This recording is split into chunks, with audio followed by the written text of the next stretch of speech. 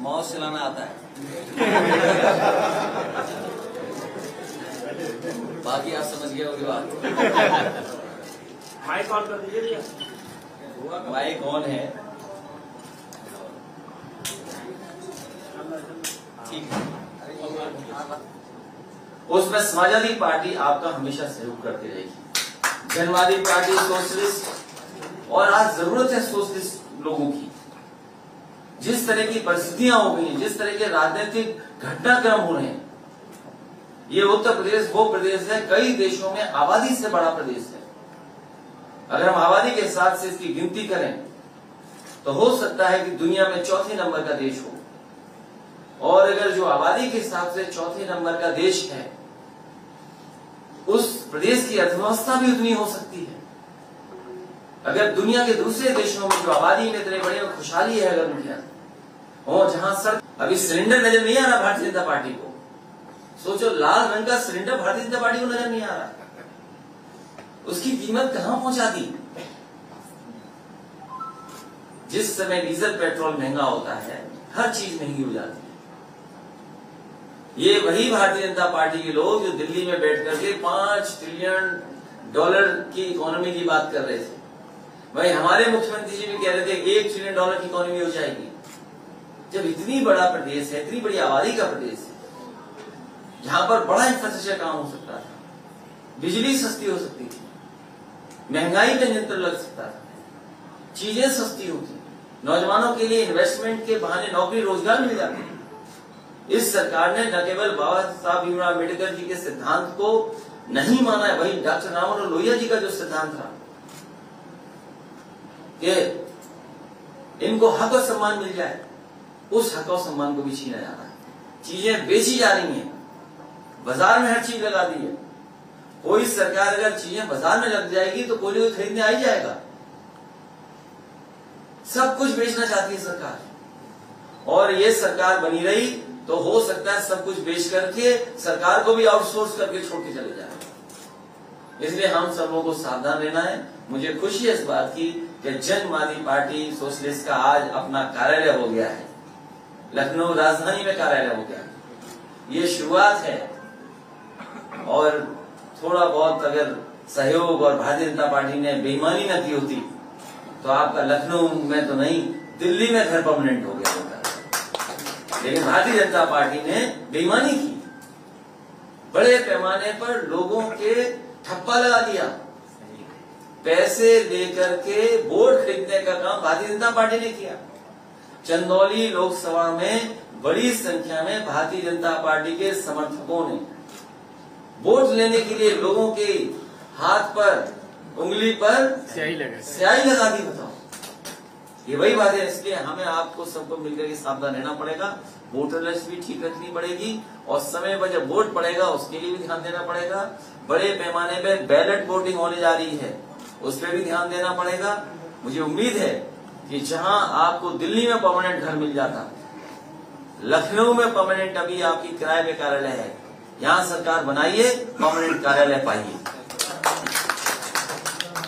और सम्राट पृथ्वीराज चौहान जी के बारे में मैंने कहा है, क्योंकि मैं कन्नौज से आता हूं, उनका इतिहास मैंने बहुत पढ़ा है, सबने इतिहास पढ़ा है। ऐसे कम सम्राट होते हैं, उनको सम्मान नहीं दिया गया है। समाजवादी लोगों ने हमेशा आपके समर्थन में कहा है कि अगर उनके सम्मान में हमें कोई बड़े स्थान पे, कन्नौज में तो करेंगे सम्राट पृथ्वीराज चौहान जी का सम्मान, अगर हमें ये पूर्वांचल समाजवादी एक्सप्रेस वे पे कहीं भी सम्मान करना पड़ेगा, उनकी प्रतिमा लगा करके, उनका म्यूजियम बना करके, या उनके इतिहास की जानकारी देने का काम करना पड़ेगा, तो हम समाजवादी लोग जरूर करने का काम करेंगे, जिससे कि जो खोया हुआ है इतिहास, खोया हुआ सम्मान वापस दिलाने का काम समाजवादी लोग करेंगे। एक करके पूछिए। बात ये निकल के आई है कि जो आपका और आरएलडी की जो गठबंधन है उसकी सीटें लगभग तय हो चुकी है। 40 मांगी थी, 32 दी गई है। दिवाली का बता दीजिए। दिवाली का बता दीजिए। तो हम क्यों बताएं आपको? क्योंकि अगर आप हमारे मित्र हैं, हम आपको बता देंगे, लेकिन मुश्किल है ना, आपके माध्यम से भारतीय जनता पार्टी जान जाएगी, इसलिए अभी नहीं बताएंगे।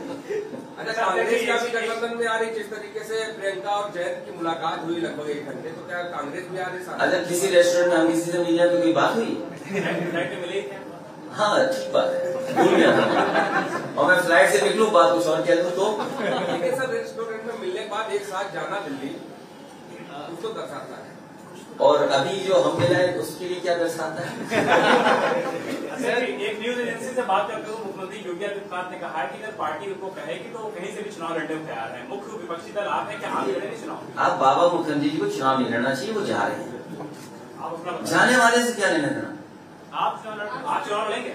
समाजवादी पार्टी ने तय किया है और समाजवादी पार्टी तय करेगी, और मैदान में चुनाव जब होगा तो चुनाव में होंगे मैदान में। ये क्या बात हुई? आप क्या कर रहे हो? पार्टी तय करेगी, और जब चुनाव मैदान में है तो चुनाव से पीछे कैसे हटेंगे हम लोग? सर आपकी एक बयान, क्योंकि जैसे ही हाँ को क्षेत्र पूछोगे सर आपके क्षेत्र में बताइएगा, उस समय पर बताएंगे। सर आपकी बयान को बार बार कई राजनीतिक दलों ने उसको चलाया है, कई राजनीतिक दलों ने उसको सवाल उठाया है। जो आपने महात्मा गांधी और जिन्ना को लेकर कहा था उसका कॉन्टेक्स्ट क्या था, अगर आप एक बार क्लियर कर दें? क्यों करे कॉन्टेस्ट? मैं तो कहूंगा ना कि दोबारा किताबें पढ़ लें, दोबारा किताबें पढ़नी चाहिए। महोला इटावा में और सबसे बड़ा सवाल ये है कि भारतीय जनता पार्टी ये बताए, क्योंकि हम लोग गोमती के किनारे बैठे हैं, जब डिफेंस एक्सपो लगा था तो इसी गोमती किनारे को सजाया गया था, सुंदर बनाया गया था, इसकी साफ सफाई की गई थी, फौज को दिखाने के लिए, जो इन्वेस्टर है उनको दिखाने के लिए हवाई जहाज, हेलीकॉप्टर, रोइंग, न जाने क्या क्या पानी की चीजें, बोट्स डाली गई थी। वो इन्वेस्टमेंट कहाँ है? वो इन्वेस्टमेंट कब आएगा? और यहीं पर सबसे बड़ा एक इन्वेस्टमेंट मीट हुई थी जिसमें न जाने कितने लाख करोड़ का ये कहा गया था कि इन्वेस्टमेंट आने वाला है, एमओयू हुआ है। आखिरकार कितने लोगों को नौकरी मिली, कितने को रोजगार मिला, कौन सा कारखाना लग गया? कम से कम बताएं। और मुझे उम्मीद है कि बड़ी तैयारी के साथ आजमगढ़ जाया जा रहा है, वो इन्वेस्टमेंट से कौन सा कारखाना लगा है वहां, ये बताएं। और पिछले 4.5 साल में कम से कम आजमगढ़ की जनता को, उत्तर प्रदेश की जनता को ये बताकर के आगे कि क्या विकास किया है इन्होंने। और आप तो लखनऊ में रहते हैं, पत्रकार साथी, लखनऊ का विकास बता दो। जो स्टेशन समाजवादियों ने बनाई वही स्टेशन है, कोई नई स्टेशन नहीं बनी मेट्रो की। जहां तक मेट्रो जाती है मेट्रो वहीं से लौट आती है। और सर महोला इटावा में मुख्यमंत्री आज जा रहे हैं एक जेल का उद्घाटन करने के लिए। महोला बहुत समाजवादियों का पुराना गढ़ रहा है। रंग बदलना, नाम बदलना, शिलान्यास का शिलान्यास करना, उद्घाटन का उद्घाटन करना, उसी सीरीज में एक और हो रहा है काम जो समाजवादियों का है, उसी का उद्घाटन होने जा रहा है। ये बहुत ही बेहतरीन जेल है, आरसीसी की बनी हुई है। इटावा की जेल छोटी पड़ गई थी, इसलिए बड़ी जेल बनाई गई थी। अच्छा है जेल देख करके आ रहे मुख्यमंत्री जी, अच्छा करना। और कम से कम उन्होंने जेल बनाई होती और कुछ न बनाते, जेल ही बना देते। वो भी समाजवादियों की बनाई हुई जेल का उद्घाटन करने जा रहे हैं। और जितना समाजवादी सरकार में स्वीकृत हुआ था उतना ही काम है। इटावा मैनपुरी से जो 4 लेन से जोड़ने वाली सड़क है जेल को, आप ताज्जुब करो इस बात को, सोचिए किस बात को, कि उस सड़क को भी सैंक्शन करने का काम समाजवादी कर रहे थे। अभी सड़क नहीं बन पाई है, सड़क में इतने गड्ढे हैं, गाड़ी गई कैदियों को लेकर के तो हो सकता है गाड़ी फंस जाए, तो कहीं कैदी ना भाग जाए वहां से। तो सड़क कब बनेगी उस जेल को जोड़ने के लिए? सर आपके सहयोगी हैं ओम प्रकाश राजभर, उन्होंने 2 दिन पहले मुख्तार अंसारी से मुलाकात की और ये भी कह रहे हैं कि वो अपनी पार्टी से कोई टिकट भी दे सकते हैं। आपका कितना समर्थन रहेगा? ओम प्रकाश राजभर जी की पार्टी के साथ गठबंधन है, अभी टिकटों की जानकारी आपको नहीं है। वो ये कह रहे हैं कि वो मुख्तार अंसारी को अपने पार्टी से लड़ा सकते हैं, ऐसा अखिलेश जी शिवपाल जी कब आ रहे हैं साथ लगातार? पूरा सम्मान होगा, साथ आ रहता है। ये सरकार जा रही है। कल से अम्बेडकर नगर का दौरा कल है कार्यक्रम, सर एक बड़ा कार्यक्रम है। अखिलेश जी एक चीज और निकल कर आ रही, लगातार जब से राम मंदिर बातें हुई है, लगातार एक बयान बीजेपी की तरफ से, मुख्यमंत्री की तरफ से दिया जा रहा है कि जो लोग पहले गोली चलवाए थे अब वो कार सेवा करते हुए नजर आए या मत्था टेकते हुए नजर आ रहे हैं। मेरा आपसे निवेदन है कि अगली बार मुख्यमंत्री जी मिले तो उनसे निवेदन करना कि पिछली सरकार में समाजवादी लोग उनके आवास में सबसे अच्छा मंदिर बना के आए, कम से कम उसके दर्शन आपको करा दें। और मुख्यमंत्री ने उससे अच्छा मंदिर कहीं देखा हो तो बता दें। और बिना नक्शे के मंदिर पास किया हमने, बनाया वहां। अखिलेश जी, ग्रामीण स्तर में श्रम कार्ड बनाया जा रहा है, गांव सबसे ज्यादा ग्रामीण बनाया जा रहा है, और उसको बैंक से लिंक किया जा रहा है, और बताया जा रहा है कि जो चुनाव आएगा 1-2 महीने, तो उसमें 2 किसानों का या ग्रामीणों में पैसा बांट करके वोट खरीदने का। आपके वॉलंटियर, आप लोग इससे निपटने के लिए क्या प्लान बनाएंगे? मैं धन्यवाद देता हूं आपको, अगर ये जानकारी दी है तो इस पर जरूर विचार करेंगे। और भारतीय जनता पार्टी चुनाव से पहले कुछ भी कर सकती है। खाद की बोरी से चोरी है, खाद मिल नहीं रही, डीएपी मिल नहीं रही, लगातार डेटा कलेक्शन का काम हो रहा है, लगातार वहां गांव में एक टेक्निकल आदमी को अपॉइंट किया जिससे सूचना सब कुछ ली जा रही है और डेटा कलेक्ट किया जा रहा है। तो पता नहीं क्या झूठ बोला जाएगा चुनाव से पहले। इसलिए मैंने कहा कि समाजवादी पार्टी और जनवादी पार्टी सोशलिस्ट को भी सावधान रहना पड़ेगा। ये तो भुक्तभोगी हैं, इन्होंने खुद देखा अपनी आंखों से कि लोगों की उंगली पर स्याही लगा दी गई कि तुमने वोट डाल दिया रात में ही। हजारों वोट ऐसे हुए, हजारों लोगों को, सोचिए 40,000 लोगों का वोट नहीं पड़ पाया, स्याही उनकी उंगली पे पहले लगा दी।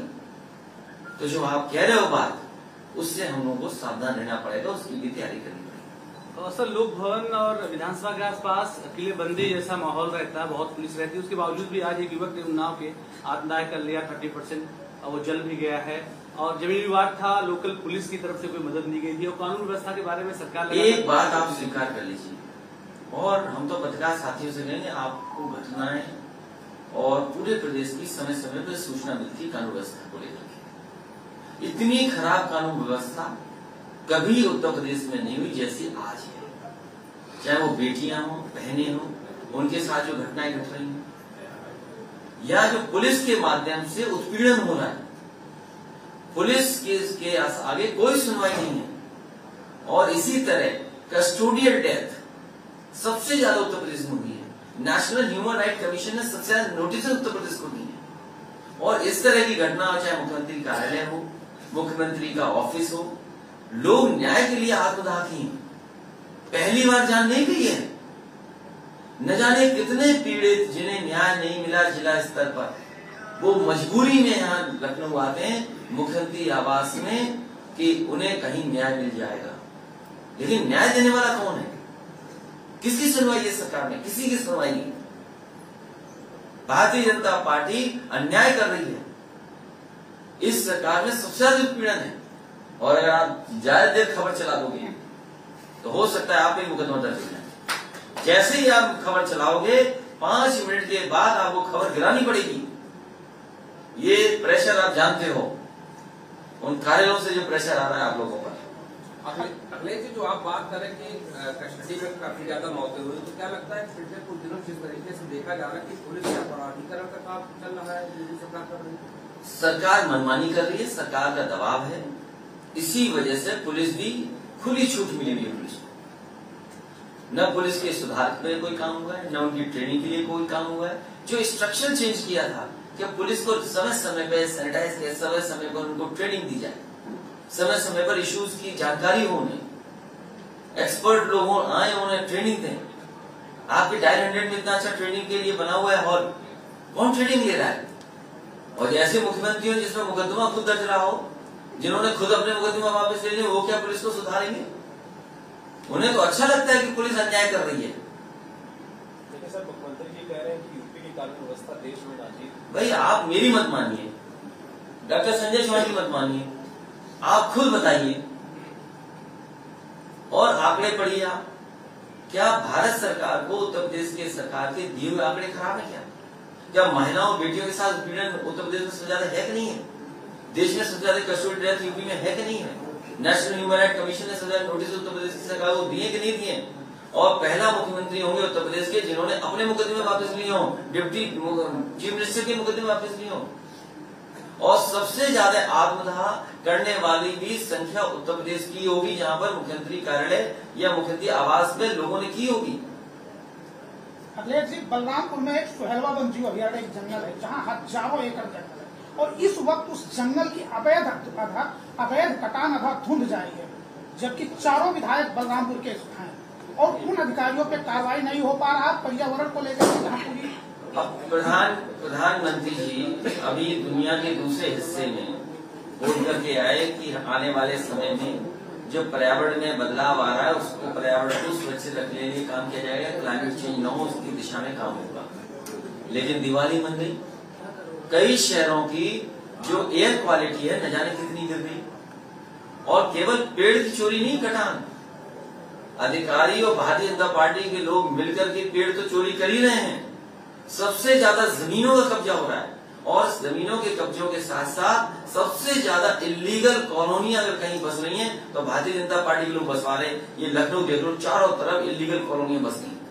आज हवाई जहाज से मैं देख रहा था, जैसे ही लखनऊ घुसते हैं आप पूरी इलीगल कॉलोनी दिखाई दे रही है। ये सरकार जो दावा करती थी कि भूमाफियाओं से जमीन छीन ली, कम से कम आपको तो बता दें, हमारे पत्रकार साथियों को बता दें कि जो जमीन भूमाफियाओं से छीनी गई है वो जमीन कहाँ है, किसी वेबसाइट पर डाल दें, जनता देखना चाहे तो देख ले।